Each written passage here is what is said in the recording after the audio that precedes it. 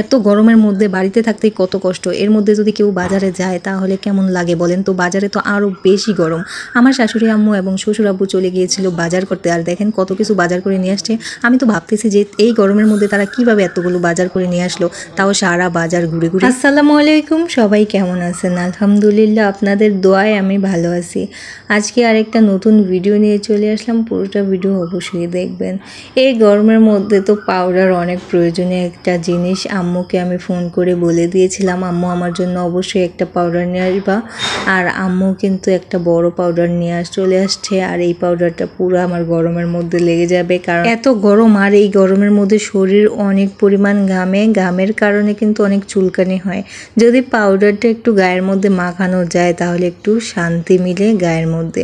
যাই হোক, আমি কিন্তু পরদিন সকালবেলা ঘুম থেকে উঠেই হাত মুখ ধুয়ে নিচ্ছি। আর বিকেলবেলা আপনাদের সাথে কিছুই শেয়ার করতে পারি নাই, কারণ বিকেলে একটু রেস্ট করছিলাম, যার কারণে কিছু শেয়ার করা হয় নাই।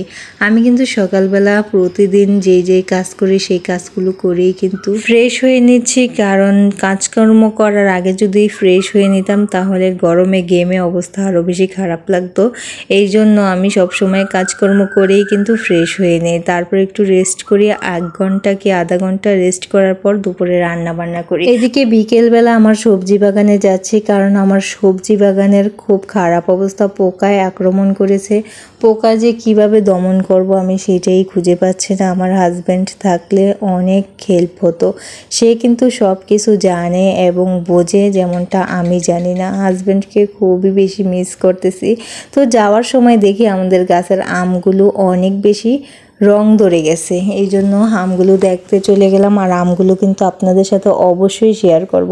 এই গাছের আমগুলো এত মিষ্টি, আমাদের বাড়িতে যত প্রকার আম আছে তার মধ্যে শুধু একটা গাছের আমই টক, আর সেটা হলো 12 মাসি আম। 12 মাসে কিন্তু ওইটার ফল ধরে, আর বাকি সব আমগুলো একদমই মিষ্টি কারে কয়, খেতেই মন চাইবে, এতটা মিষ্টি। তো এই যে দেখেন না, আপনাদের সাথে শেয়ার করতেছি আমাদের গাছের আমগুলো। তবে এই আমগুলো এতটা বেশি রং ধরে গেছে, মনে হয় পেরে রাখলে 2-1 দিনের মধ্যেই পেকে যাবে, হয়তো বা গাছের মধ্যেও পেকে যেতে পারে। তবে আজকে সকালবেলায় আব্বু একটা আম পেয়েছিল, আর সেটা কিন্তু একদম গাছ পাকা ছিল। ওই আমটা ভাবছি যে দুপুরবেলা কেটে খাবো, কিন্তু খাওয়া হয় নাই। তো আমি এসে দেখি আমার বাগানে যেমন পোকায় আক্রমণ করেছে তেমন ঘাস এবং লতা পাতায় ভরে গেছে। এজন্য একটু পরিষ্কার করার চেষ্টা করতেছিলাম। আর আমি এই প্রথম সবজি বাগান করেছি, অনেক কিছুই বুঝি না। তাও আগে যে আমার মাকে বা চাচিদের দেখতাম যেইভাবে পরিচর্যা করতো ওইভাবেই করার চেষ্টা করতেছি।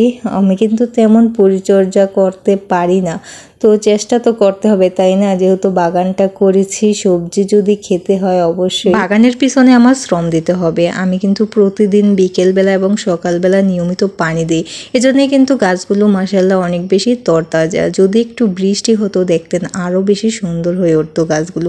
বৃষ্টির কারণে গাছগুলো একটু কেমন যেন দেখা যাচ্ছে। যাই হোক বন্ধুরা, আমি ওইখান থেকে চলে আসছি, আর আসার পরেই দেখি আমাদের এই ফুল গাছটাতে অনেকগুলো ফুল ধরেছে। এতদিন কিন্তু এই ফুল গাছটাতে ফুলই ছিল না, এখন কয়েকটা ধরতে অনেকগুলো ধরেছে। আর এই ফুলের কোনো গ্রানই নেই। আমাদের বাড়িতে বেশিরভাগ ফুলেরই কিন্তু অনেক গ্রান, কিন্তু কয়েকটা ফুল আছে একটু গ্রানও নাই। জানেন, গ্রানওয়ালা ফুলই কিন্তু আমার অনেক বেশি পছন্দ। আমার মনটা যখন অনেক বেশি ভালো থাকে আমি কিন্তু গ্রান নিতে চলে আসি আমাদের ফুলের বাগানে। এদিকে সকালবেলা আব্বু আম্মু গাছ থেকে আম পেড়ে নিয়ে আসছে। ওই যে আমগুলো দেখালাম, ওইখানে গিয়ে দেখে একটা আম পেকে গেছে, এজন্য বাকি রং ধরা 3টা আমও কিন্তু নিয়ে আসছে। তবে আরও রং ধরা আমও আছে, ওইগুলা পরে আনবে। যাই হোক বন্ধুরা, ভিডিওটি এখানে শেষ করবো। ভিডিওটি কেমন হলো কমেন্টে জানিয়ে দিবেন। লাইক কমেন্ট শেয়ার সাবস্ক্রাইব করে চ্যানেলের পাশেই থাকবেন। আল্লাহ হাফেজ।